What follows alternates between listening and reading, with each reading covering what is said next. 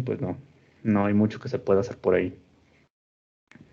Y la otra particularidad de este modelo es que no necesita que la empresa esté pagando dividendos. Y eso ayuda muchísimo porque ya podemos evaluar muchísimas más empresas, ya no solamente aquellas que están en fase de crecimiento estable. Pero bueno, contesten ese cuestionario, por favor. Son solo 3 preguntitas.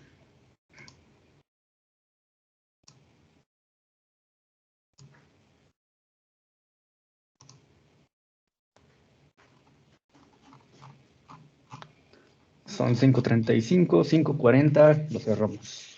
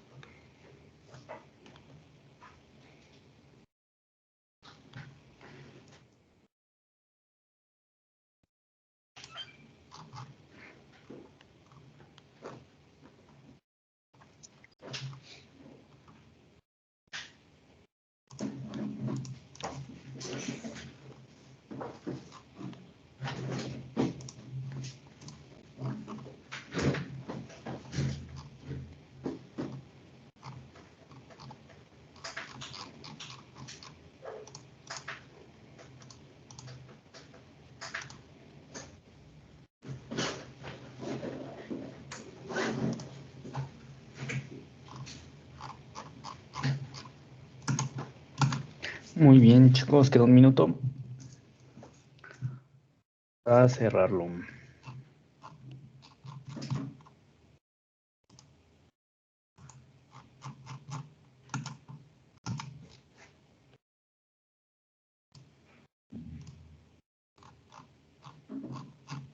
Les voy a compartir pantalla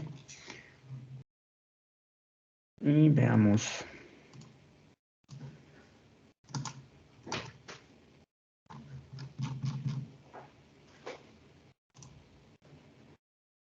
Profe, buenas tardes. Buenas tardes. ¿Qué pasó? ¿Me escucha? Sí, ¿qué pasó? Disculpe, le mandé un mensaje de WhatsApp. Vi que subí una tarea, pero es que un profesor me citó aquí a la escuela de manera presencial y no traigo mi laptop para subir la tarea. No sé si tenga la oportunidad de subirlo un poco más tarde. Súbela. Pues, ¿qué te digo? Mientras lo hagas, al final del día, No, yo sí encontré esta clase. todo esto es para que, pues vaya, no se quede la clase como... se los voy a decir tal cual. Cuando yo estaba en la maestría, igual había... Esto está grabando, rayos, por favor no lo vayan a compartir, pero cuando yo estaba en la maestría, por ahí había unas clases que yo tomé en línea y pues la verdad a mí me aburría mucho estar ahí sentado sin ver absolutamente nada. O bueno, siguiendo la ruta del profe, ¿no? Y luego igual me dejaban muchas lecturas y demás, pero llegaba el profe, ponía sus slides y a mí me daba mucha flojera estar viendo ahí sus slides y demás, ¿no?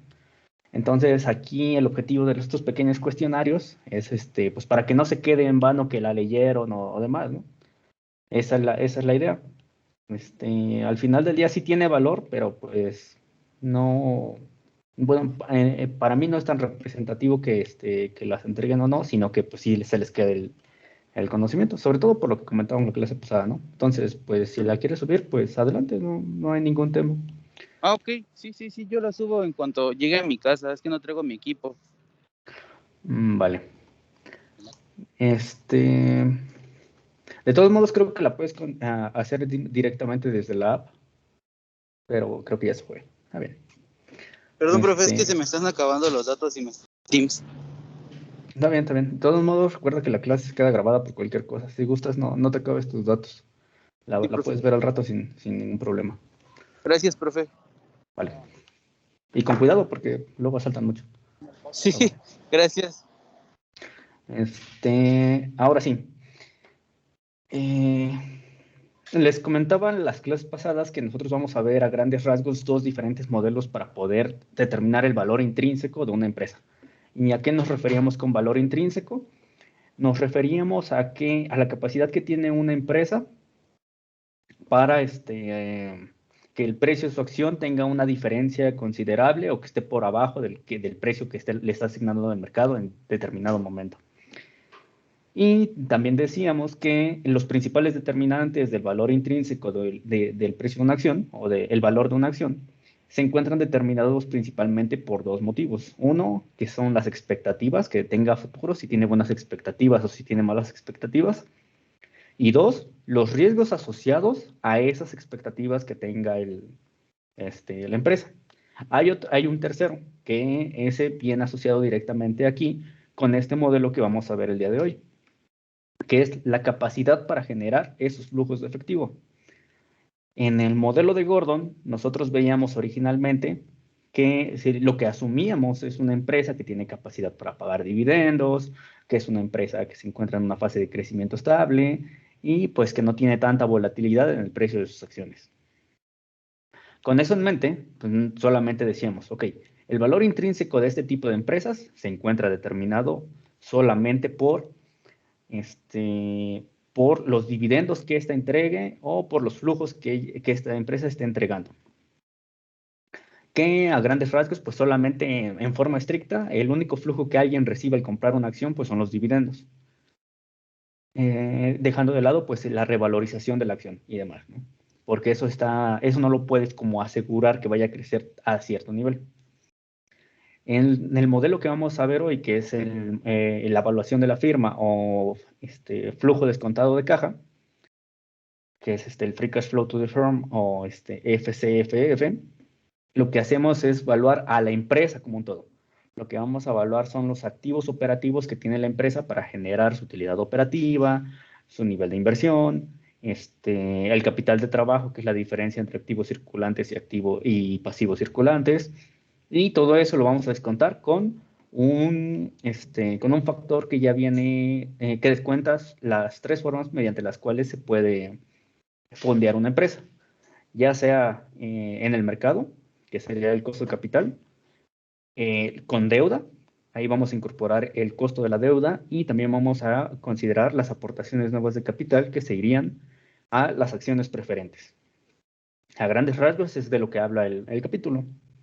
El capítulo que les dejé. Y el segundo capítulo que les dije la clase pasada era sobre cómo estimar el crecimiento que puede tener la empresa pues, en el futuro, porque al final del día lo que hacemos es estimar. Y una vez que estimamos, entonces ahora sí, ya nos traemos a valor presente cuánto deberíamos de pagar hoy por esa expectativa que tenemos de los flujos operativos. Ahora, con eso en mente, el cuestionario que les muestro, que les acabo de poner, se los voy a poner por acá. La primera pregunta es, ¿cuál es la diferencia entre el modelo de Gordon y valuar a la firma? ¿A qué me refiero con valuar a la firma? Pues justamente usar el free cash flow to the firm, que es lo que venía en el capítulo.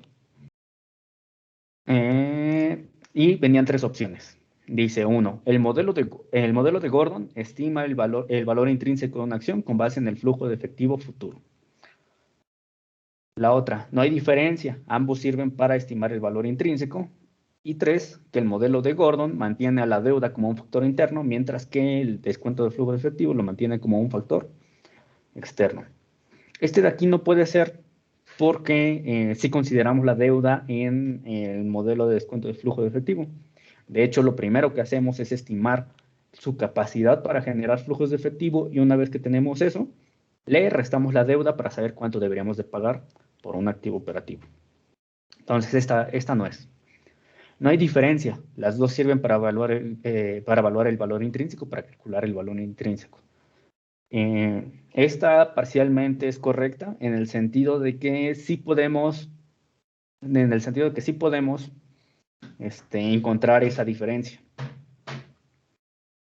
Es cierto que los dos sirven para encontrar el valor intrínseco de la acción, pero sí tienen diferencias muy notables. Entonces la opción es justamente esta. El modelo de Gordon busca estimar el dividendo de la acción, mientras que busque estimar las expectativas de flujo de efectivo en un periodo incluso más largo que el modelo de Gordon. La segunda pregunta es, ¿no es un componente del flujo de efectivo libre descontado de caja? Los dividendos, la utilidad operativa, el pago de intereses, la inversión en capital o el capital de trabajo. El capital de trabajo sí lo consideran. De hecho, es uno de los componentes principales. Entonces, este de plano no es. Más bien, este de plano no es la opción correcta. Es un componente de este modelo. El CAPEX, que es la inversión en capital. Sí es un factor también. De hecho, es de los más importantes y de los que más importancia y que más determinan el valor futuro. Porque si recuerdan un poquito sus clases de macro, la inversión pues es el consumo del futuro y demás. El pago de intereses, claro que lo toma en cuenta, definitivamente lo toma en cuenta porque tenemos que descontar la deuda. Entonces tampoco es. El EBIT, que es la utilidad operativa, definitivamente es un componente que se encuentra en este modelo que vamos a ver y de hecho es el punto de partida. Entonces definitivamente no es. Y los dividendos, esa es la respuesta correcta. Los dividendos en el caso del flujo libre de caja no es un componente de este modelo. Nos sirve como un referente de lo que vamos a obtener, pero no es el principal. Finalmente tenemos el modelo de Gordon, descuenta las expectativas con el costo de capital. ¿A qué nos referíamos? Teníamos la expectativa futura a un año y lo descontábamos o lo dividíamos entre el costo de capital menos su tasa de crecimiento de los dividendos. En este caso, el modelo de Gordon utiliza un método distinto porque al nosotros estar estimando los activos operativos de la empresa, pues ahí debemos de considerar tanto el riesgo que estamos incurriendo por comprar esa acción, no solamente, por así decirlo, la volatilidad o el riesgo del mercado, sino también el riesgo que tiene la empresa en caer en default o en no poder pagar esa deuda que ya tiene contratada. Y a esa suma más el costo de las acciones preferentes se le conoce como costo promedio ponderado de capital, que la mayoría la tuvieron muy bien a todos. Y pues nada, hasta acá, ¿alguna pregunta sobre las preguntas?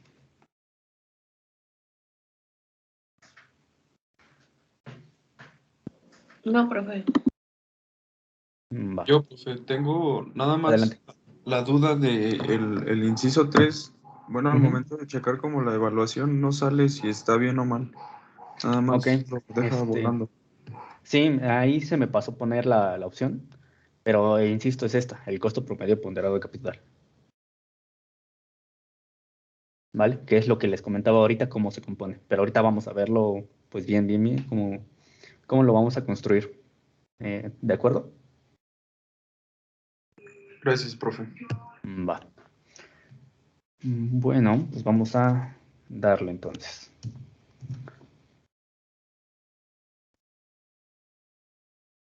Vamos a abrir nuestro blog de notas.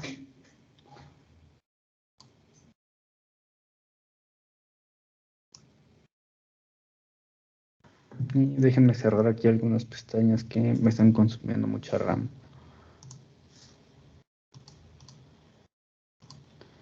En lo mientras, díganme cómo vieron cómo vieron el dato de la inflación de Estados Unidos. Salió el día de hoy, sale a las 7 de la mañana aquí en México, en Estados Unidos sale a las 6. ¿Qué opiniones tienen al respecto?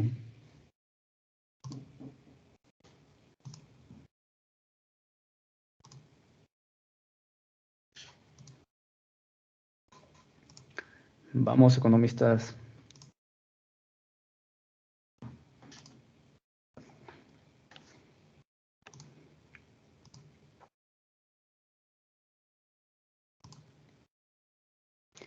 A modo de referencia, les sugiero mucho estar enterados de lo que pasa con las principales variables macro, no solo en México, sino también en las principales economías. Y eso incluye Estados Unidos, Europa, y pues no, de Europa, de Europa, Alemania, a Inglaterra, a Francia, y creo que ya, nada más.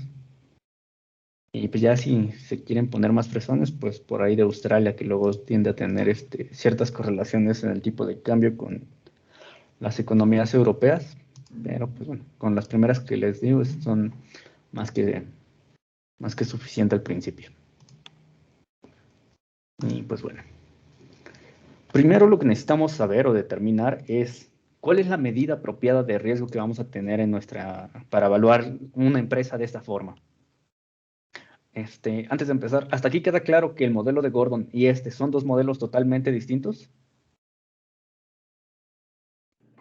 Sí, profe. Sí, profe. Sí, profe. Ok, vale.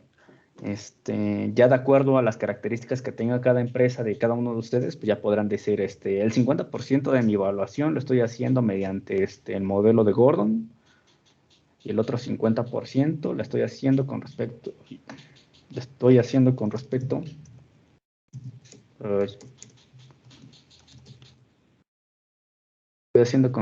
al modelo de a un DCF. ¿Y esto qué onda? ¿Por qué nos quita? Qué fraude, ahí está. Entonces vamos a ver. Lo primero es, ¿cuál es la tasa? ¿Es en serio?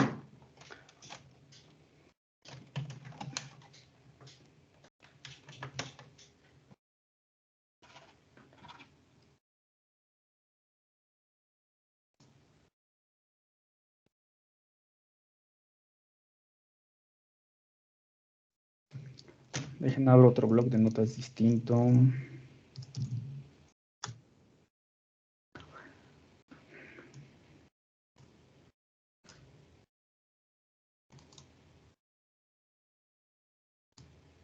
A ver si aquí se escriben.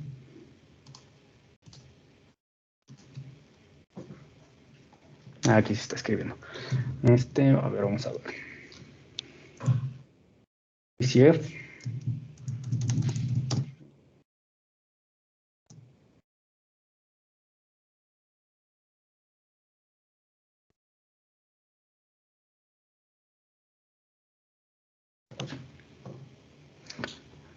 Aquí la pregunta del millón es, ¿cuál es una medida de riesgo adecuada para evaluar los activos operativos de una empresa?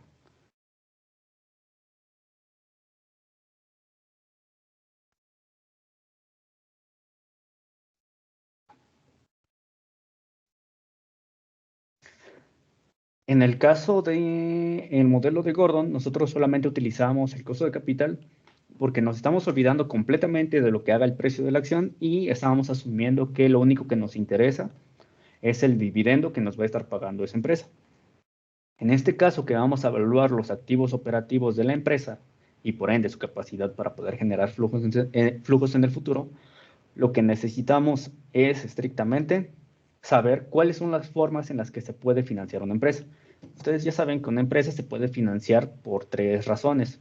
Una, la principal o la original, es que, por ejemplo, un grupo de ustedes se, este, se unan y digan, queremos abrir una empresa. Si eso ocurre, pues la mayoría de ustedes, o si no es que todos, pues ponen capital y eso le conocemos como aportaciones de capital. Tienen dinero, lo ponen para abrir una empresa y se reparten acciones de esa empresa. ¿Cuál es el otro método? Los escucho.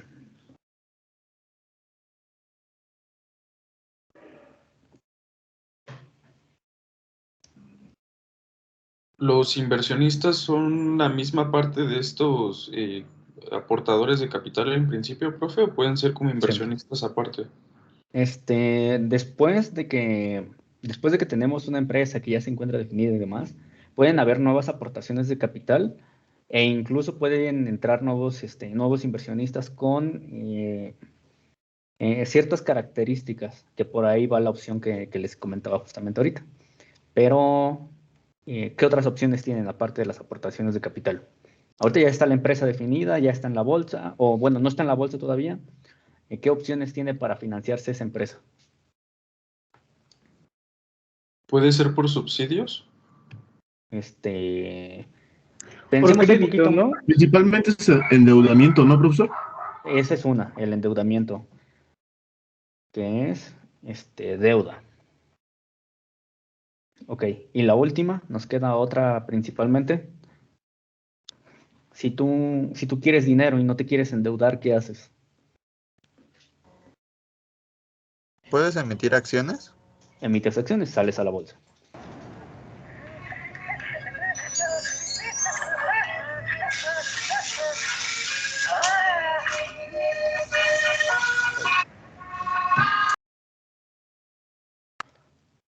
De estas tres opciones que comentaban ustedes perfectamente, todas a la hora de evaluar una empresa tienen un riesgo. Todo en esta vida tiene un riesgo. Todo, todo, todo. A la hora de las aportaciones de capital, vamos a asumir, por ejemplo, que tenemos inversionistas preferentes. ¿Cuáles son esas acciones preferentes? Cuando tú tienes una empresa, puedes dividir tus acciones en diferentes tipos. Acciones tipo A, acciones tipo B, acciones tipo C, acciones preferentes y demás. A grandes rasgos, las dos como principales son, uno, las acciones comunes y las acciones preferentes. Las acciones comunes tienen voz y voto en la junta directiva. Por ejemplo, imaginemos que Andy Ramos dice, yo quiero acciones preferentes de la empresa y Enrique Mercado dice, no, yo quiero acciones comunes de la empresa. A la hora de que se sienta el consejo directivo en las juntas trimestrales o cada vez que se tenga que tomar una decisión, Enrique Mercado sí podría ejercer voz y voto en la junta de accionistas. Puede decir, a lo mejor, yo quiero que llevemos la empresa hacia no sé, supongamos que su empresa se dedica a hacer computadoras. Yo quiero que ahora ya no nos dediquemos solo a hacer computadoras, sino que ahora hagamos celulares. Si digamos que Enrique Mercado tiene la mayoría de las acciones comunes, entonces se tendría que hacer lo que él dice. ¿Por qué? Porque las acciones comunes tienen voz y voto en la junta directiva. Por otra parte, las acciones de Andy Ramos, por ejemplo, son acciones preferentes. Esas acciones tienen voz, pero no tienen voto dentro de la junta directiva. Entonces, ¿qué pregunta se les viene ahorita a la mente con eso que les acabo de decir?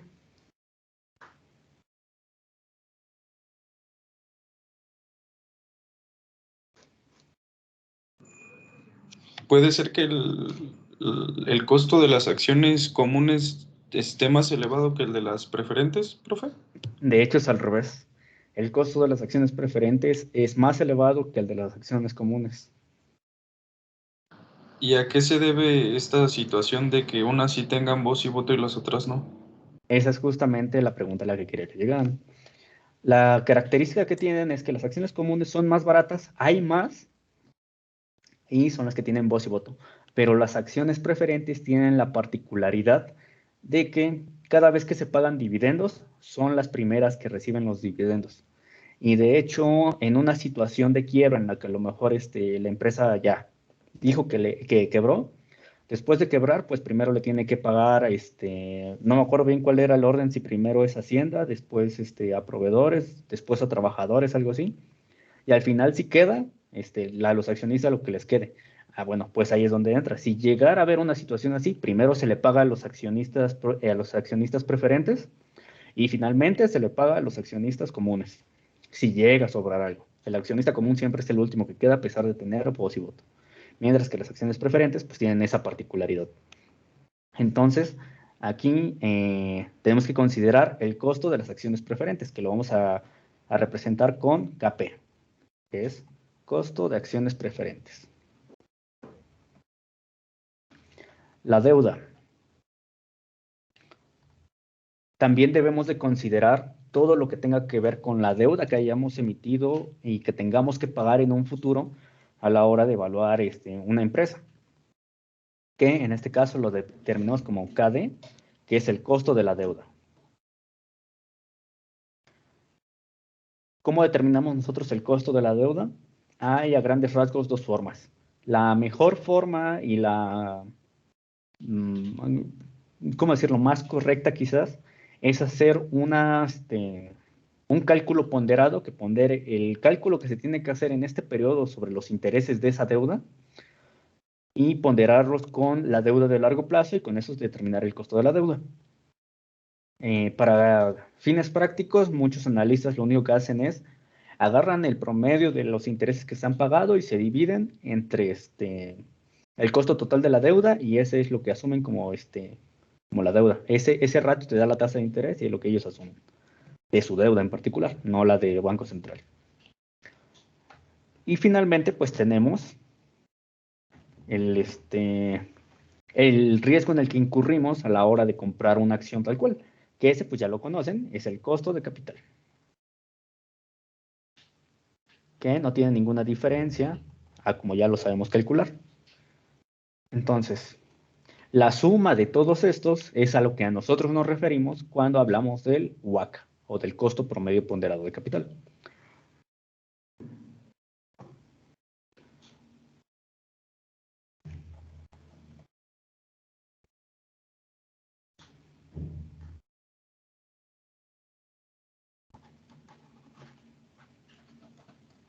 WACC. ¿Por qué WACC? Porque está en inglés, es Weighted Average Cost of Capital. Y ya, si tú le dices WACC a alguien allá afuera, te lo entiende perfectamente. Y realmente en español CPPA nunca lo he escuchado. Entonces, acostúmbrense a llamarle WACC o costo promedio ponderado de capital. Este WACC tiene una fórmula muy particular. ¿Cuál es esa fórmula? Bueno, nosotros ya sabemos que tiene tres componentes principales. Primero, consideramos el costo de capital. Consideramos también el costo de la deuda. Y consideramos finalmente el costo de las acciones preferentes. Pero, ¿por qué se llama ponderado?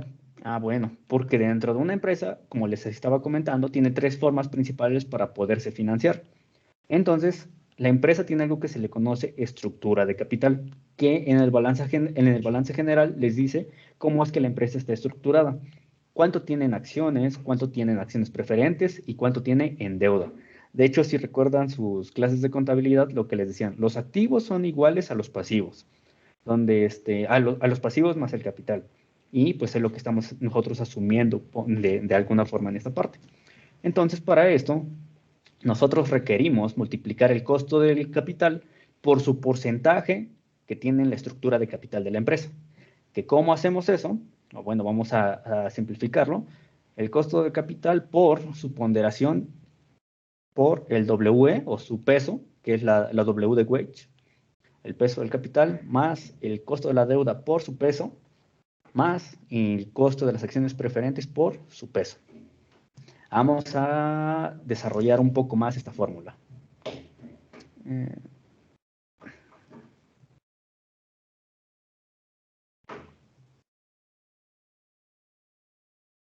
¿Quieren que les dé espacio para copiar o le seguimos? Ustedes díganme. Sí, por favor. Sí, por favor. Vale, me avisan. Por favor, profesor. Mientras yo voy por más café. Ahorita regreso.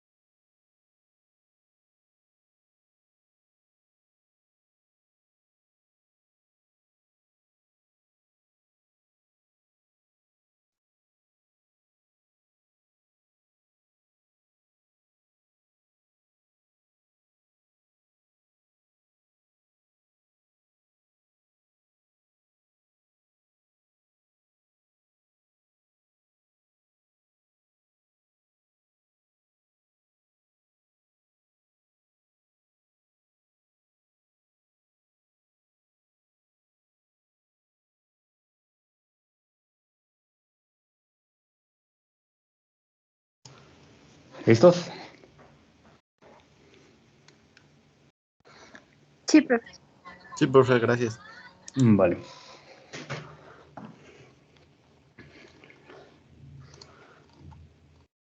De todos modos, igual se los voy a compartir, así que no se preocupen. Entonces, vamos a ver. Pero acá lo que nos hace falta es decir, qué es lo que significa cada uno de los elementos. El costo de capital, lo vamos a poner cada uno por su color. Voy a ponerlo de azul. El costo de capital, ustedes ya saben que es igual a la misma fórmula que vimos en el modelo de Gordon. La tasa libre de riesgo más la beta multiplicado por el equity risk premium. El peso de la deuda se compone principalmente este peso de capital, perdón, este peso de la deuda y este peso de las acciones preferentes componen un todo, por así decirlo. Ese todo, pues, es la base de ese quebrado que nosotros necesitamos. Vamos a llamarlo como estructura de capital.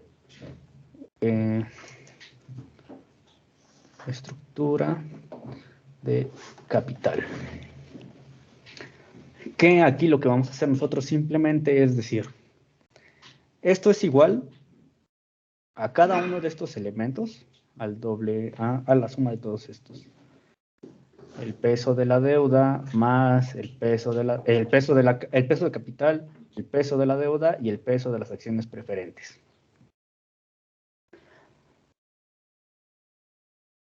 Y todos estos podrían decir que componen un 1. Entonces, cuando nosotros hablamos del peso el peso del capital en la empresa, lo que estamos diciendo es cuál es el valor total del capital entre el peso del capital más el peso de la deuda más el peso de las acciones preferentes. Y lo mismo para el caso de la deuda. El peso de la deuda va a ser igual al valor de mercado de la deuda entre el valor del capital más el valor de la deuda más el valor de las acciones preferentes. Y finalmente, el peso de las acciones preferentes van a ser igual al valor de las acciones preferentes entre el valor de mercado de capital más el valor de mercado de la deuda más el valor de mercado de las acciones preferentes.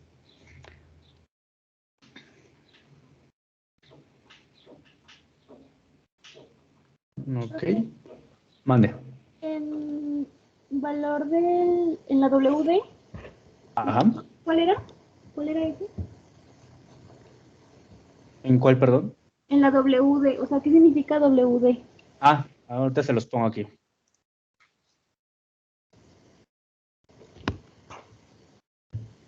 Este es el peso del capital. Ah, espérame. Ah, con razón sentí que algo se escuchaba. Yo, qué raro. El W significa el peso del capital. El WD significa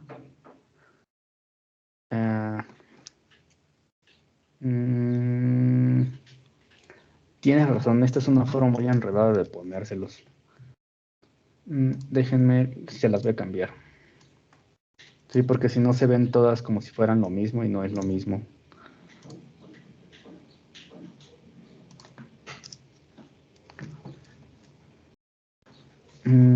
Aquí se lo voy a poner W. Esto de aquí arriba es el costo de capital que ya conocen, tal cual.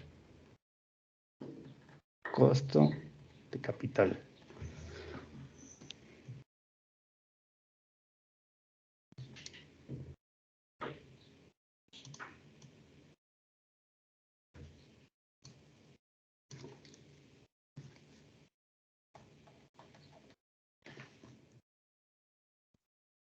La estructura de capital viene medida por tres factores. Uno, que podríamos considerar como la E, más la D,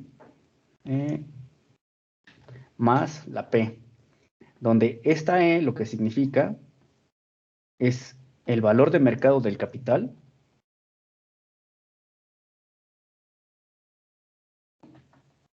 es decir, cuánto valen las acciones comunes de la empresa. Este segmento de aquí, la D, representa el valor de mercado de la deuda. ¿Cuánto es el valor que debe la empresa? Valor de mercado de la deuda. Y esta última es el valor de mercado de las acciones preferentes.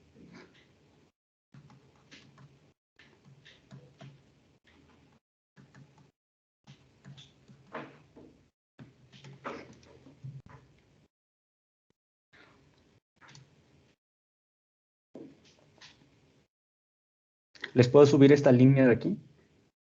La primera. Sí, profe. Sí, Ok, profe. para seguirles escribiendo aquí abajo. Entonces, ahora sí.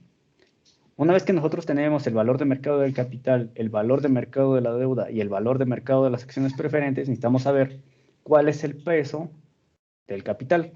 Ese valor o ese peso del capital nosotros lo determinamos dividiendo el valor de mercado del capital entre la estructura de capital, que es la suma de estas tres. El valor de mercado de capital más el valor de mercado de la deuda más el valor de mercado de las acciones preferentes. El valor de la deuda va a ser igual al valor de el peso de la deuda va a ser igual al valor de mercado de la deuda entre la estructura de capital, que nuevamente es el valor de mercado del capital, más el valor de mercado de la deuda, más el valor de mercado de las acciones preferentes. Y siguiendo la misma línea, ¿a qué creen que es igual el valor de mercado de las acciones preferentes?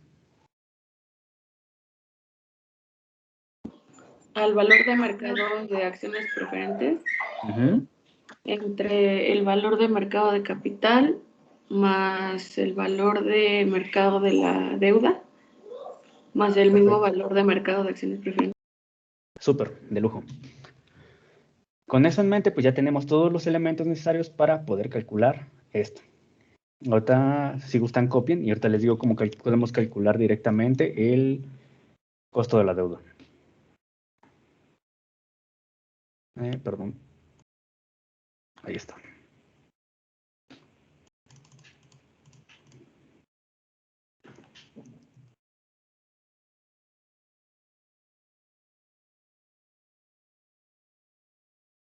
Me avisan, por favor, cuando ya esté listo. Ya, profe. ¿Ya listo? Perfecto. Vamos a ver.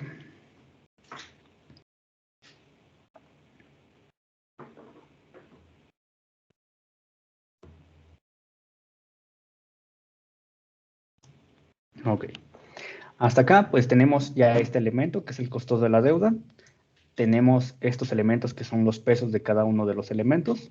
Y nos hace falta saber cuál es el costo de la deuda y el costo de las acciones preferentes.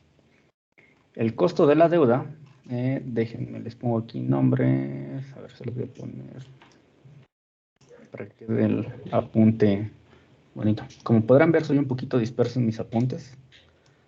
Pero la ventaja es que estamos en OneNote y le podemos mover. Bueno, al menos yo, ustedes no sé.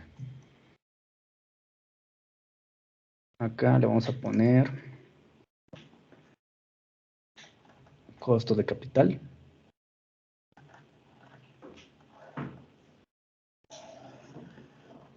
Que es este. Y aquí abajo le vamos a poner costo de la deuda.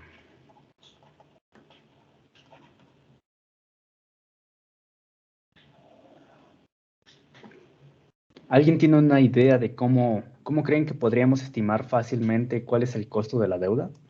No sé, por ejemplo, supongamos que ustedes tienen una tarjeta de crédito. Y su tarjeta de crédito tiene una...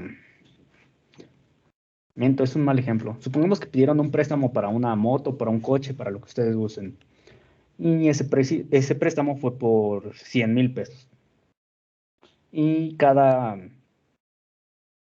mes ustedes tienen que ir pagando, no sé, que les gusta 1,000 pesos.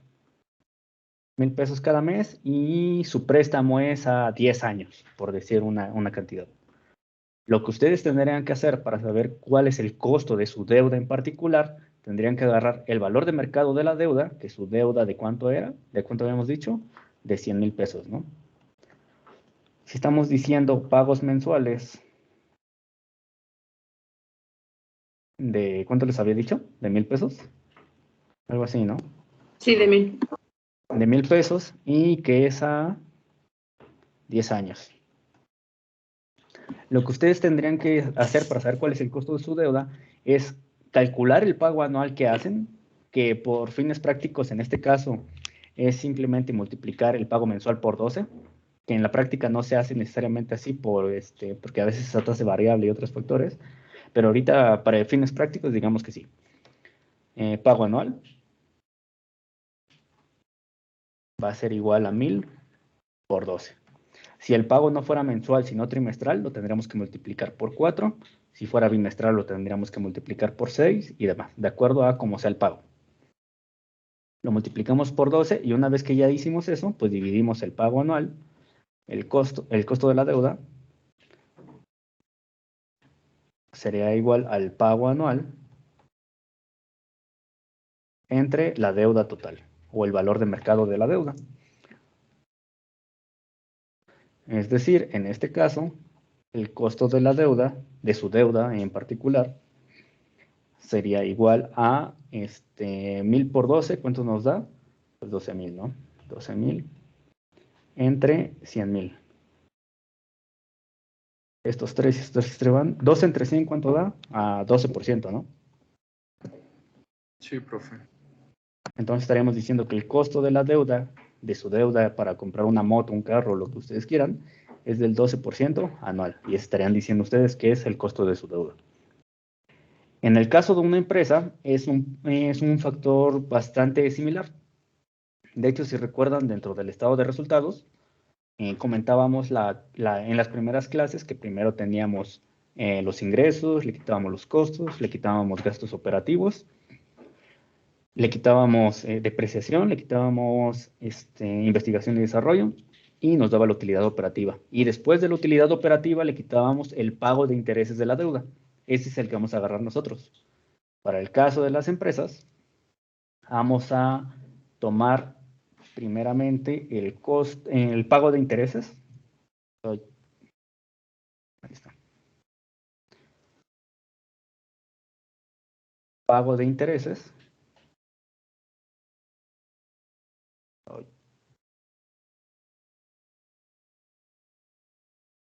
que pues normalmente se hace trimestral, porque así lo reportan. Y les pongo aquí que sale del estado de resultados.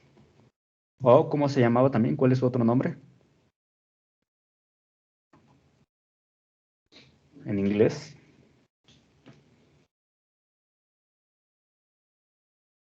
¿Es el Financial Report, algo así? Financial Report puede ser cual sea de los tres que tenemos. ¿Es el balance sheet? No. Ahí viene el valor de mercado de la deuda, pero no el pago de interés. Bueno, aunque igual lo podríamos sacar de ahí, pero ahí por lo regular lo que suelen poner es la deuda de corto plazo más la porción de deuda de largo plazo que se vence en este año en particular. Podría ser también una opción, pero no creo que sea la mejor alternativa. Es preferible mejor sacarla del estado de resultados o del income statement, que es como se llama. Y como les decía, el pago de intereses, en el caso en el caso de las empresas que cotizan por lo regular en Estados Unidos o en México, reportan trimestralmente. Entonces, ese pago que les ponen ahí es por trimestre. Para hacerlo anual, ¿qué es lo que tendrían que hacer? ¿Por cuánto lo multiplican? La tasa de interés por 3, Cuatro. ¿no? O por 4. Esa no es la tasa de interés, aguas. Les dice el monto que están pagando de la deuda que deben, vaya la redundancia. Ahorita vemos un ejemplo, pero esa no es la tasa de interés todavía. Lo que obtenemos después de todo el rollo que estamos haciendo, esa sí es la tasa de interés, que es el costo de la deuda. ¿Recuerdan sus clases de macro cuando decían, ¿cuál es el costo del dinero? Ah, la tasa de interés. Pues es esa justamente el costo de la deuda, porque es el costo en el que estamos incurriendo, lo que tenemos que pagar por pedir préstamos. Y de hecho, bueno, aquí se mezcla esa parte de macro en la que decían, el costo de la deuda, si baja la tasa de interés, se vuelve más caro el dinero y que no hace tanto rollo y todo eso, pues aquí lo están viendo en teoría todavía, pero lo vamos a ver aplicado. Este pago de intereses, si es trimestral, ¿por cuánto lo tengo que multiplicar para que se vuelva anual? Por 4. Por 4, perfecto. Sí, por 4. Un trimestre tiene 3 meses, lo multiplicamos por 4, nos da 12. Y luego, este pago de intereses lo dividimos entre ¿qué? ¿Entre qué lo dividimos para que nos dé el costo de la deuda? ¿Entre 12? No, ¿Entre la deuda total? entre la deuda total, perfecto. Entre la deuda total. Y esto lo que nos da es el costo de la deuda. Insisto, una opción más elaborada es decir que se hace una extrapolación entre la deuda de largo plazo y esta de corto plazo, pero para fines prácticos nosotros nos vamos a quedar con esta. Y finalmente el costo de las acciones preferentes por lo regular suele venir en un apartado en un apartado de los reportes financieros, pero son relativamente pocas las empresas que tienen esa parte y además son relativamente bajas esas proporciones. Para fines prácticos, nosotros nos vamos a quedar hasta acá. Para el caso de cada una de sus empresas, el WACC o costo promedio ponderado de capital. Ah, ¿quieren que les deje copiar esto antes de que se me olvide? Porfa, profe. Sí. Anótenlo, porfa, me avisan. Avísenme porque si no se me olvida y me voy como hilo de media.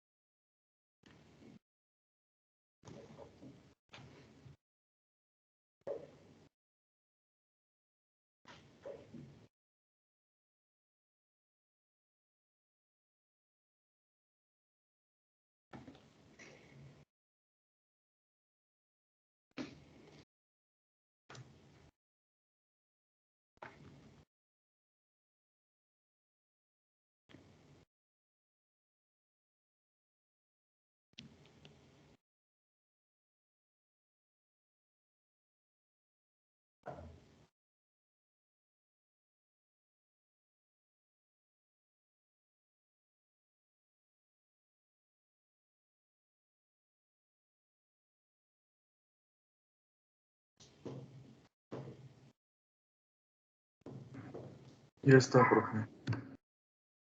Vale, gracias. Va, de lujo.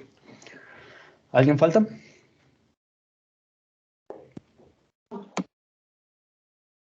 Vale, pues vamos a darle entonces. Entonces decíamos que el costo promedio ponderado,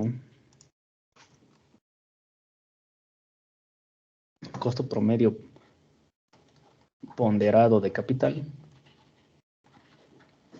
nosotros lo vamos a resumir como que el WACC es igual al costo del capital por su peso más el costo de la deuda por su peso. Si seguimos sintetizando, vamos a decir que el WACC es igual al costo de capital por el costo de capital por el peso del capital, que se compone de el valor del capital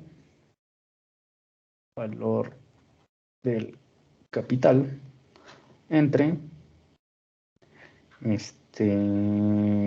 el valor del capital más la deuda. Y esto le sumamos el costo de la deuda multiplicado por el valor de mercado de la deuda, por el valor de mercado del capital más el valor de mercado de la deuda. Y aquí cabe destacar que es la deuda neta, el valor de la deuda neta. Porque en sí la fórmula lo que tiene aquí incluido es que le tenemos que quitar los impuestos. Es esto por 1 menos T, 1 menos los impuestos. Donde T es igual a los impuestos, o la tasa impositiva, mejor dicho. Ahorita parece que está muy rebuscada, pero no se preocupen, ahorita hacemos un ejemplo de esta cosa para que quede claro de dónde estamos sacando las cosas.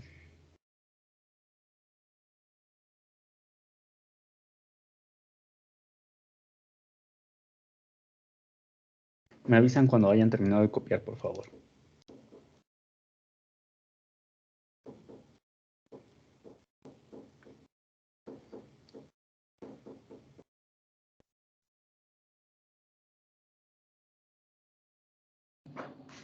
Ya, profe. Listo, profe. ¿Falta alguien?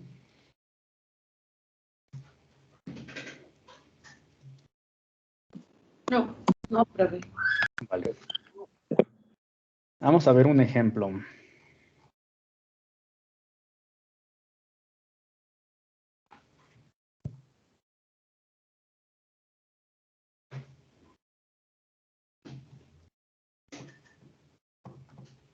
¿Qué hora es? Oh, rayos. Un ejemplo. ¿Con quién podemos ver el ejemplo? Vamos a usar el caso de... pues el de Coca-Cola. Me gusta mucho Coca-Cola. En el caso de Estados Unidos, CAO. Ponemos de nuevo nuestra fórmula.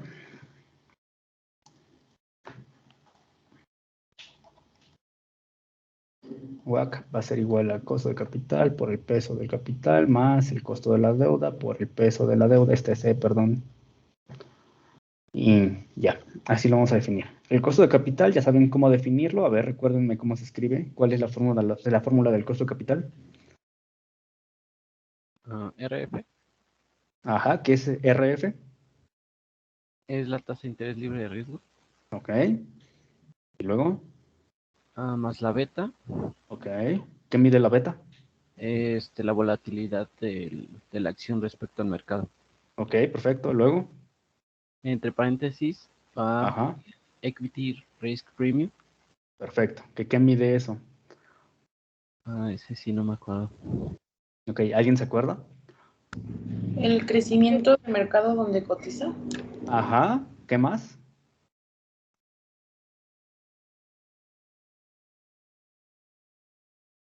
Ok, acuérdense que el Equity Risk Premium viene del crecimiento esperado en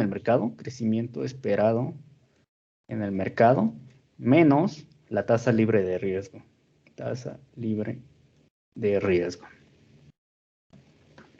Vamos a calcular el del caso de Coca-Cola. En el caso de Coca-Cola, el costo de capital es igual a la tasa libre de riesgo, que ¿de dónde la sacamos? De los bonos del tesoro ¿A qué plazo? a 10 años. Perfecto. Vamos a buscarla. Por cierto, les comparto este enlace. Les tiene que ver con respecto a cripto y cómo parece ser que por allá se va no solamente cripto, sino el metaverso también, sobre real estate o el sector inmobiliario digital, por así decirlo. Les comparto para que le echen un ojito. Fuera de eso, vámonos a lo que queríamos ver. Nos vamos a, por ejemplo, a TradingView.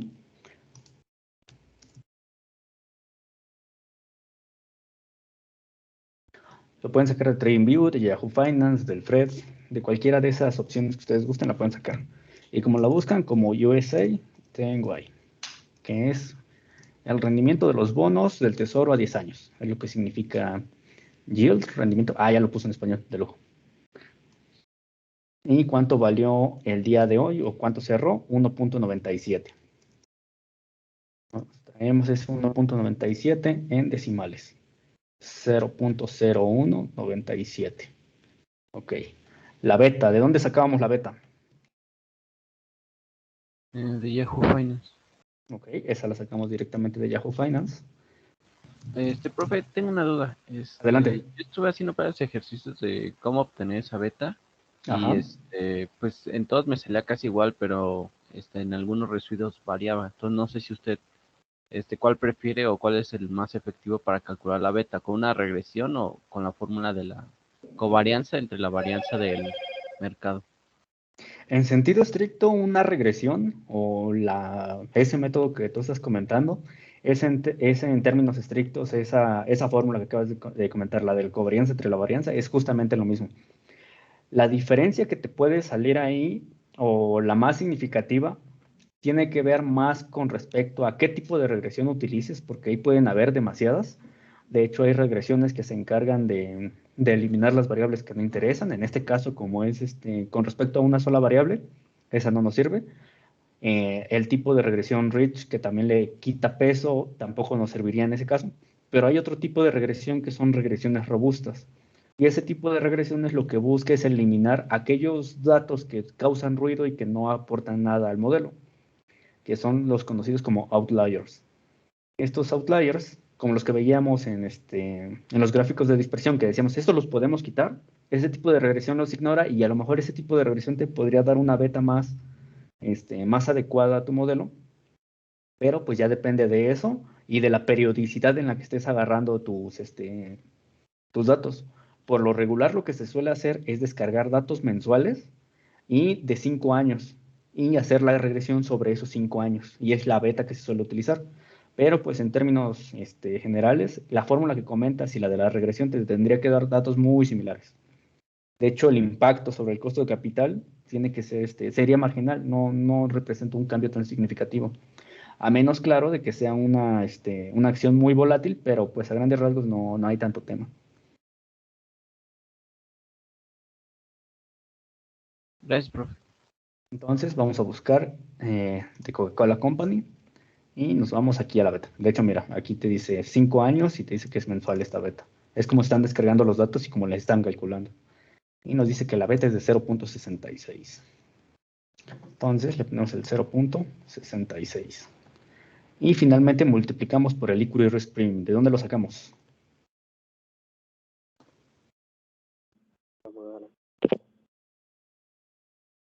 Great. Great. Damodaran ERP. Y nos vamos a su página oficial, la original. Y ya nos trae aquí el implícito. El de marzo es de 5.37. Okay, igual lo ponemos en decimales. 0.0537. Costo de capital es igual. ¿Alguien me ayuda con esa operación, por favor?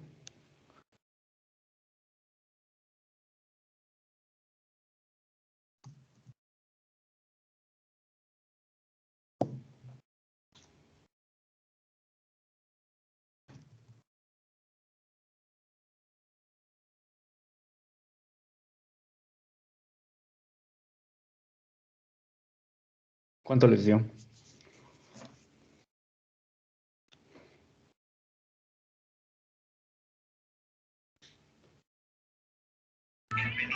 $0.055. 0. ¿Qué, perdón? 0.55. 0.57, 5.7%. Y bueno, 55 tengo yo acá. Sí, es 55, profe. Sí, Y a profe. mí también. Vale. De lujo. 0.55, ¿cuánto? 14.2. Mientras más decimales, mejor. Entonces aquí ya tenemos nosotros nuestro costo de capital. Ya no le puse color, ni modo.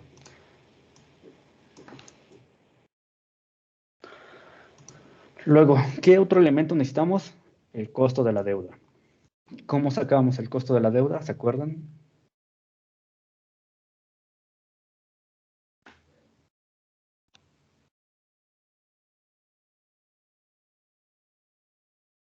El costo de la deuda nosotros lo calculamos multiplicando el interest expense o gasto en intereses. Lo multiplicamos por 4, siempre y cuando el reporte sea trimestral. Si lo estamos considerando en last 12 months, que es una forma de agregar los datos, ahí ya no lo multiplicamos por 4, lo agarramos tal cual como está. Pero si está en trimestral, entonces sí lo multiplicamos por 4. Y todo esto lo dividimos, entre el valor de mercado de la deuda. Valor, mercado, deuda. Una forma simple de sacar el valor de mercado de la deuda es calculando directamente no calculándolo, sino trayendo directamente el que tiene en libros, la empresa. ¿De dónde podemos sacar datos referentes al pago de intereses y al valor de mercado de la deuda?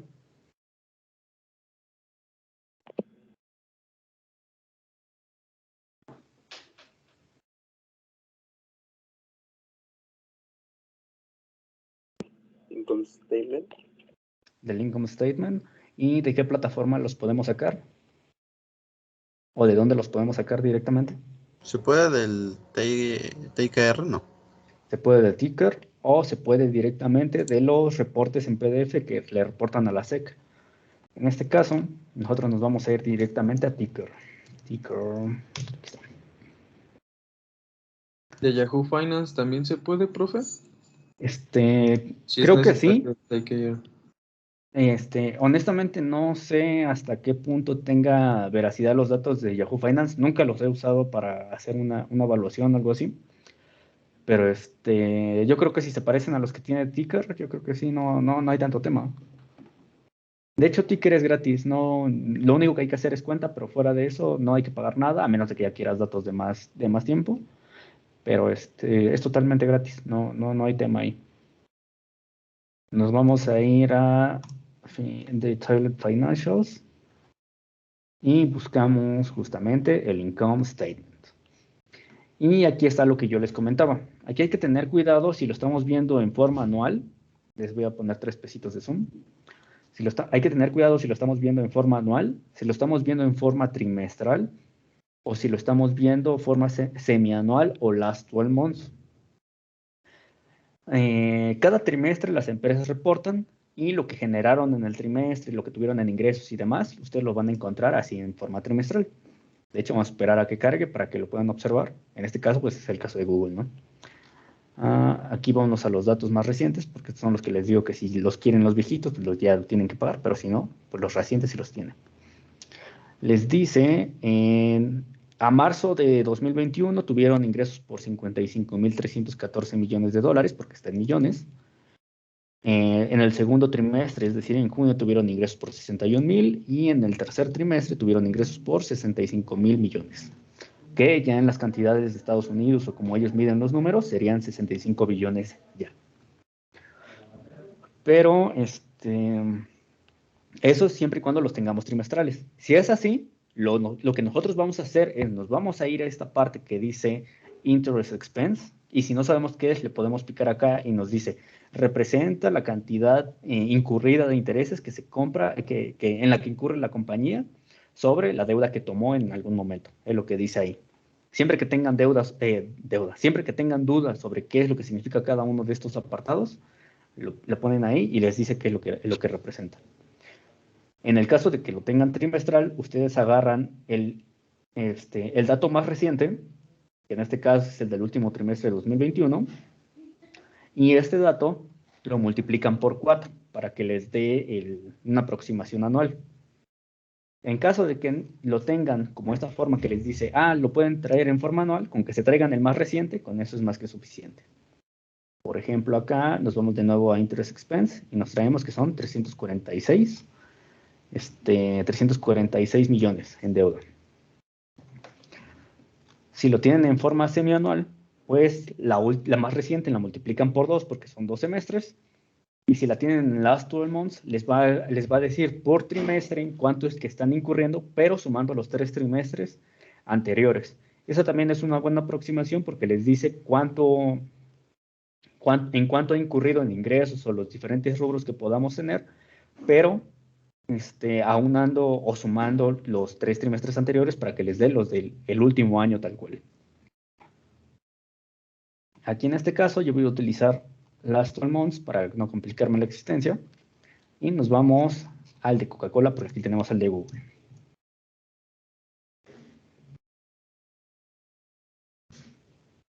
Esperamos a que carguen. Y buscamos nuevamente Interest Expense. Y tenemos que Coca-Cola incurrió en 1.597 millones de dólares en este último periodo. Entonces, nos vamos a traer ese valor aquí. Costo de la deuda es igual a 1.597. Ojo, son millones, ¿eh? Aquí nos dice en esta parte, acá. Están en millones de dólares americanos. Y lo traemos así como está. Insisto, como ya está en last 12 months, no le vamos a multiplicar por 4. Lo vamos a dejar así como está. Luego, el valor de mercado de la deuda. Todo lo que tiene la empresa en deuda es lo que nos interesa en este momento. ¿De dónde lo traemos?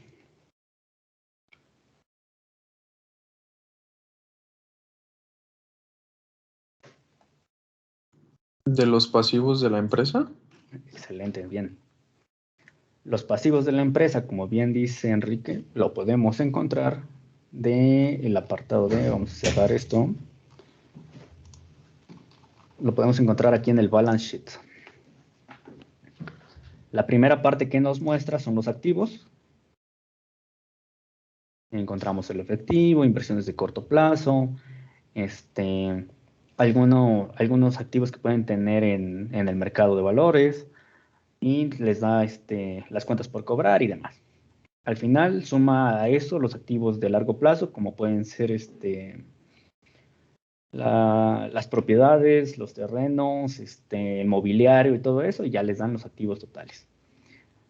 Abajito les ponen las cuentas por pagar, los gastos incurridos, préstamos de corto plazo, la porción de la deuda de largo plazo que se tiene que pagar en este año, las obligaciones que tengan por préstamos con algún banco o demás, ahí lo encuentran. Las provisiones para impuestos ahí las encuentran y pues nada. Aquí lo que nos interesa es buscar. Aquí tenemos la deuda de largo plazo, tenemos los préstamos de capital, tenemos las pensiones que le pagan a trabajadores, tenemos los impuestos las provisiones para impuestos y tenemos otras obligaciones que no son de corto plazo. ¿Qué es lo que necesitamos aquí?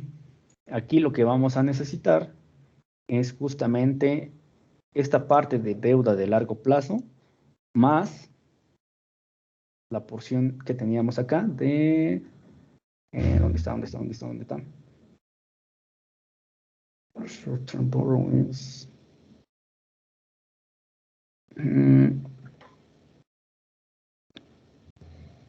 Nos vamos a quedar con esa porque incluye la porción que se paga este año.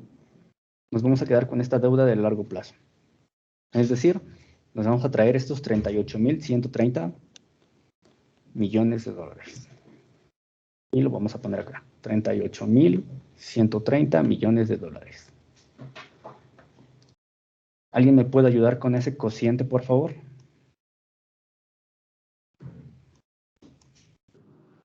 .04188. ¿Me lo repites, por favor? Es 0.04188. ¿Le 88. doy los demás decimales? A ver, dame otros dos. 30. 30, perfecto. Aquí lo que estamos diciendo nosotros es que el costo de la deuda en la que incurrió Coca-Cola es del 4.18%. Hasta acá, ¿dudas, preguntas, comentarios o sugerencias? Sin duda. Profe, tengo una duda. Adelante. Si comentó que el valor del mercado de la deuda era menos otro valor. Si no fuera Coca-Cola, ¿qué otro valor tendríamos que usar? Directamente la deuda de corto plazo. Lo que pasa es que cuando una empresa incurre en deuda, ahí se puede incurrir en dos tipos de deuda. Una que sea a largo plazo, que es, por ejemplo, deuda que tenga que pagar a 20 años. Y aparte puede decir, quiero pedir un préstamo, pero esta la quiero pagar a 2 años. Y la suma de esas dos, la deuda de corto plazo y la de largo plazo, da como resultado la deuda total. En este caso no lo pusimos así porque lo que nos está dando aquí es la porción de deuda de largo plazo que se vence en este periodo y no nos muestra la deuda de corto plazo. Lo que nos muestra son los préstamos de corto plazo que en este momento pues no nos interesan. Pero para efectos prácticos, igual ustedes si sacan su información de acá, pues con que tomen la de largo plazo es más que suficiente. Que es como la más representativa. Ok. Ok. ¿Más preguntas? O sea, toda esta parte que acaba de explicar omite la parte de 1 menos impuestos. Todavía no llegamos allá. La parte de 1 menos impuestos ya se hace hasta el final. Ok. Gracias. Profe, Mande. tengo la duda si, por ejemplo, la omisión de algunos datos en este caso no afecte como la legitimidad del modelo.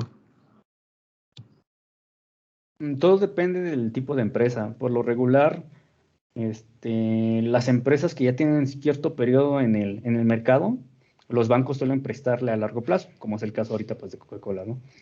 Si ya tú te pones a evaluar una empresa que tenga menos historia, no sé, una pequeña empresa, una startup, ese tipo de empresas de entrada le van a prestar más caro y no le van a prestar a un plazo tan largo. Entonces ahí esa porción de deuda de largo plazo es más pequeña que la porción de corto plazo. Y pues ya ahí lo puedes encontrar perfectamente, dependiendo del tipo de empresa en la que estás. Pero a grandes rasgos, insisto, en una empresa que tiene ciertas características, tan solo que ya tiene utilidad operativa, es bastante factible que la porción de la deuda a largo plazo sea mucho mayor que la de corto plazo. Vale, profe, gracias. Vale. ¿Hasta acá ya copiaron?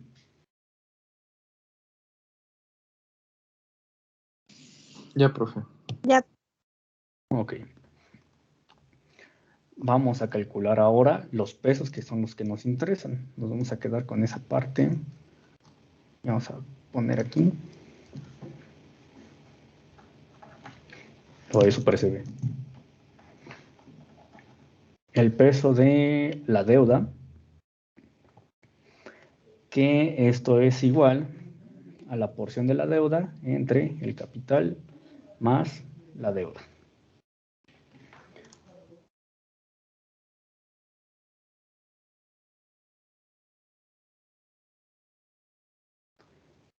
Estos pesos nosotros lo podemos sacar de dos formas.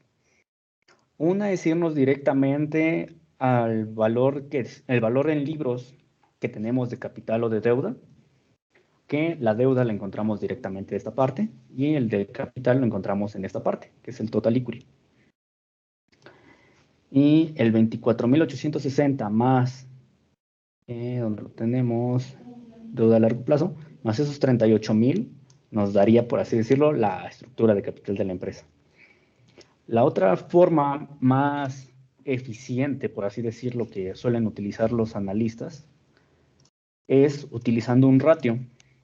Ese ratio estoy prácticamente seguro de que ese sí no lo vieron en sus clases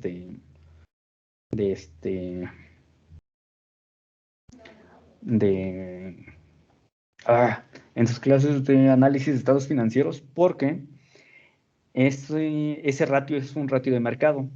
Y esos por lo regular no se ven ahí, solamente se ven los de eficiencia de la empresa, los de profitability, que es rentabilidad, los de liquidez y demás. Entonces, pero estos que son de mercado a lo mejor no se ven tanto.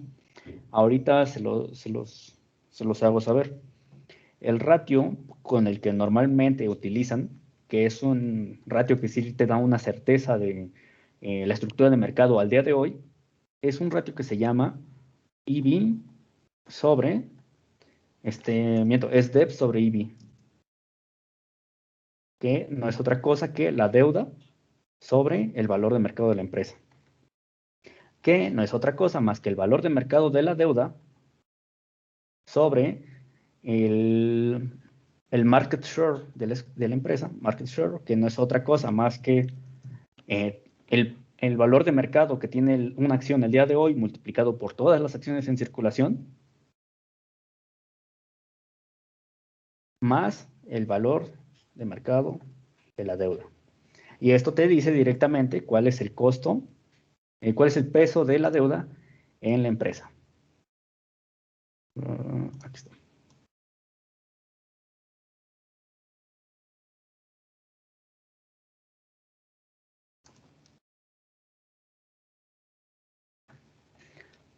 Se los voy a poner aquí a un lado.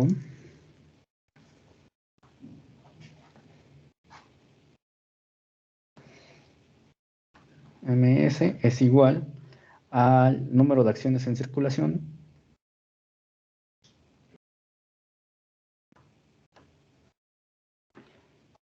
por el precio de la acción. Si alguna vez han leído en el periódico que dicen, bueno, las más recientes que creo que son como las que más han causado revuelo, Apple ha alcanzado un market share o un valor de capitalización de 3 trillones de dólares. Es justamente eso, el total de acciones en circulación que tiene la empresa multiplicado por el precio de la acción en el momento que te lo estén mencionando. Eso es el market share.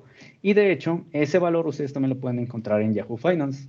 Cuando ustedes quieran saber cuánto es el valor de mercado de una empresa, simplemente se van, por ejemplo, a Yahoo Finance, se van a la parte del summary y buscan la opción de market cap. Market cap o market share es exactamente lo mismo.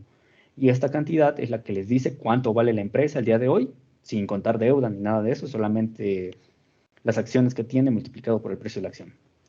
En el caso de American Express, pues vale 128,000 millones de dólares. ¿Qué es lo que significa 128 billion? ¿De dónde pueden encontrar este ratio fácilmente? Igual se pueden ir a TKR o a Ticker y se van directamente a Valuation. Sí, a Valuation. Y aquí encuentran múltiplos de mercado, que son los que les digo que estoy seguro que no los vieron en su clase. Y buscan el de deuda a Enterprise Value. Y ese lo encuentran en Total Enterprise Value Revenues, EBITDA, Price Earnings, no. Revenues, Price Sales, no.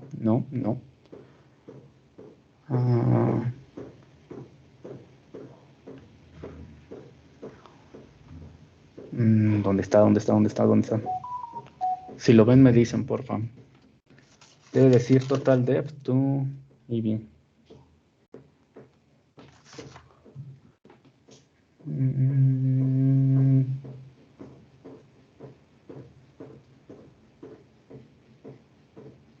No está. Ahora vamos a Financials y busquemos aquí ratios.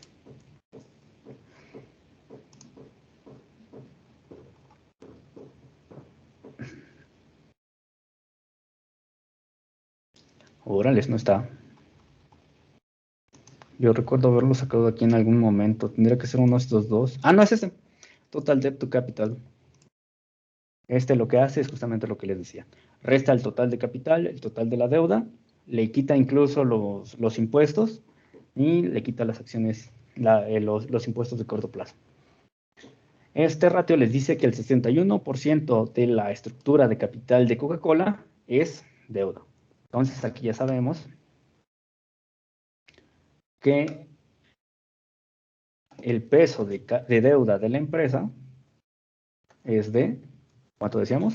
61.5, 0.615. Y tenemos nuestro otro elemento.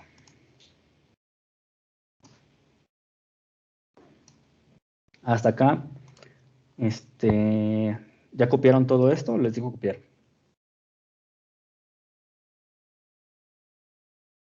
Ya, profe. Ok, perfecto.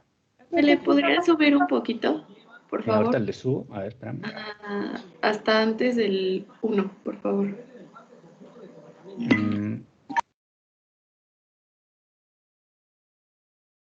Así, luego más grande o nada más la parte del 1. Un poquito más arriba del 1, por favor.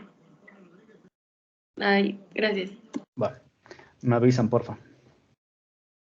Ya, gracias. Ya, de lujo. Entonces, ahí Perdón, les... MS igual al número de acciones en... ¿Qué dice? En circulación.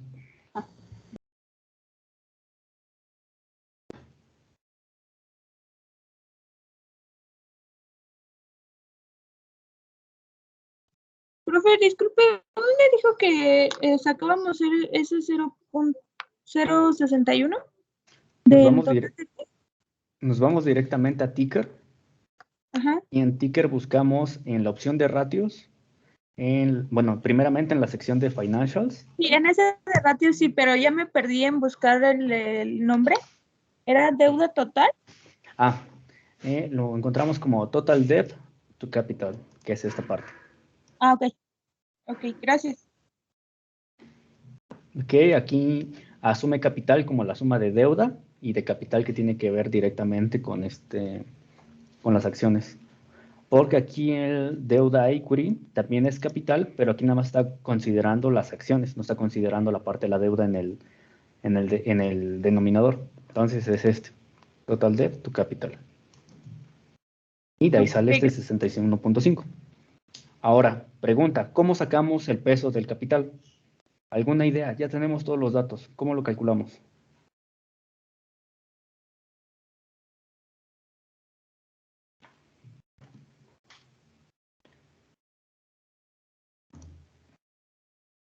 ¿Les ocurre que lo podemos calcular?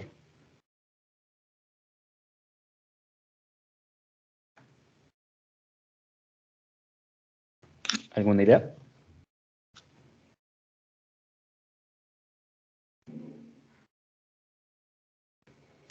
Si nosotros decimos que la estructura de capital de la empresa, por así decirlo así, es igual al valor de mercado de la deuda más el valor de mercado del capital, ¿cómo se les ocurre entonces que podemos calcular este peso del capital? ¿No sería la diferencia ¿cómo se llama? Del peso de la deuda, menos 100, por así decirlo? Excelente. En este caso sería 1 menos el peso de la deuda. 0, se los voy a poner con así.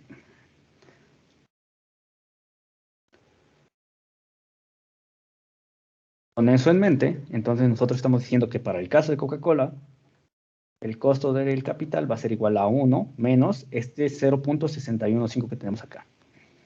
0.615. De modo que el peso del capital en la estructura de capital de Coca-Cola es igual a que es 0.39 más o menos, 0.395 lo que estaríamos diciendo. 385. 385, va, ahorita lo corregimos. 385. 385. Entonces, ahora sí, ya tenemos todos los elementos para poder saber cuánto es el WACC de nuestra empresa. Vamos a ponerlo con azul. Nos vamos a traer de nuevo nuestra fórmula para que no se nos olvide. Y decíamos costo de capital por el peso del capital más el costo de la deuda. El costo de la deuda por el peso de la deuda por 1 menos T. Para que nos dé la deuda neta. Ahora que tenemos esto, pues decimos el WACC va a ser igual al costo de capital, que cuánto vale. Nosotros decíamos que es 0.0542. A ver, vamos a ver si se deja.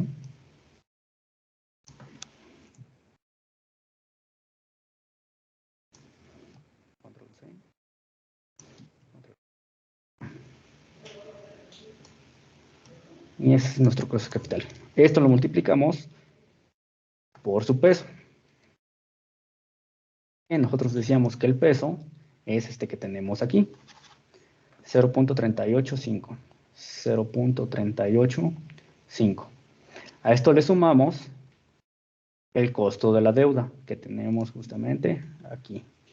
Este costo de la deuda, nosotros decíamos que era este que tenemos aquí. Nos lo vamos a traer también.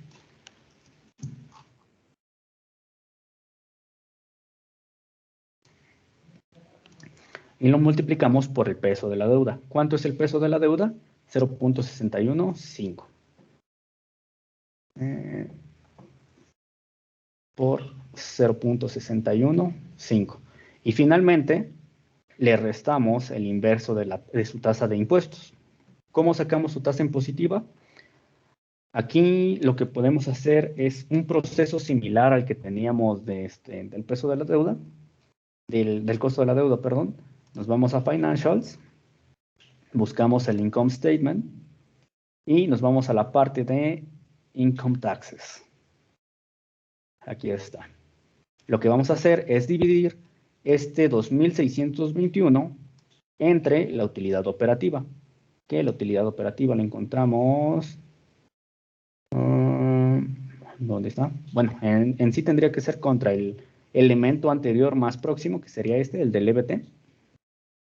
Y al hacer esa división, nosotros obtenemos lo que está pagando en impuestos. Vamos a meterlo en Wolfram porque ya no tenemos tiempo. Pero lo que nos está diciendo es que sería, el último año pagó en impuestos 2.621. Vamos a quitarle así.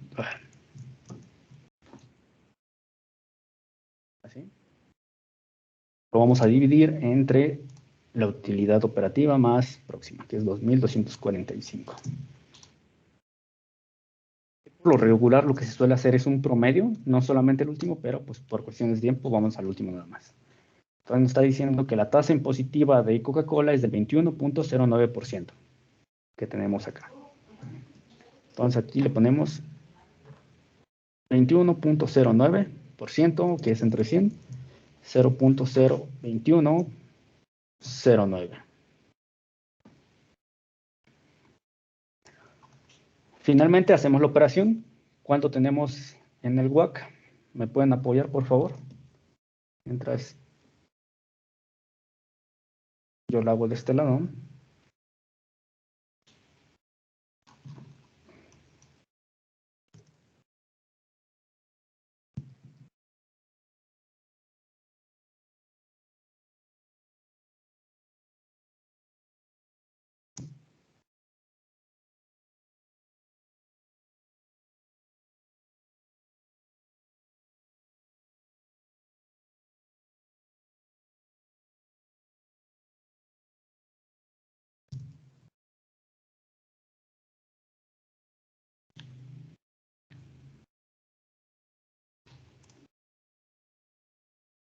Eh, 0.4155. Ok, a mí también me salió lo mismo. Entonces nosotros estaríamos diciendo que el costo promedio ponderado de capital de Coca-Cola es de 0.04155, o lo que es el equivalente a 4.15%. Y esta es la tasa con la que vamos a descontar los flujos operativos de Coca-Cola.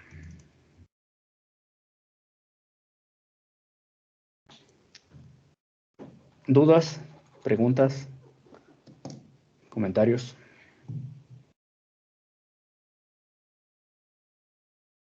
No, profe. Ninguna. La clase que viene podríamos ver un ejemplo con una empresa que tuviera la parte de las acciones preferente, Sí, claro. porfa. Claro que sí. Bueno, chicos, pues entonces, si ya no hay dudas, preguntas, ni comentarios, ni sugerencias, vámonos y por favor, para la siguiente clase, lean. ¿Dónde quedó? ¿Dónde quedó? ¿Dónde quedó?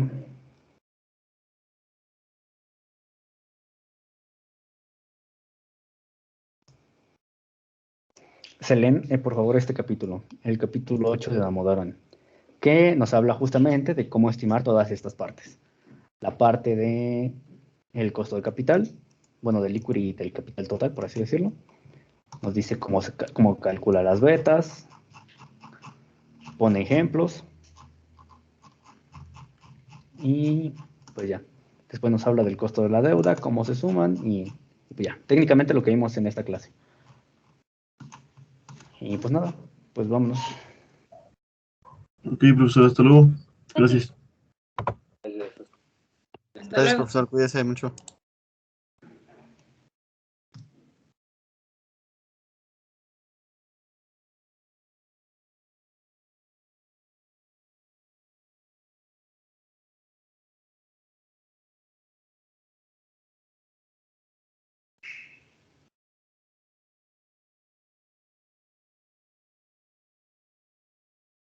Chicos, ¿alguna duda?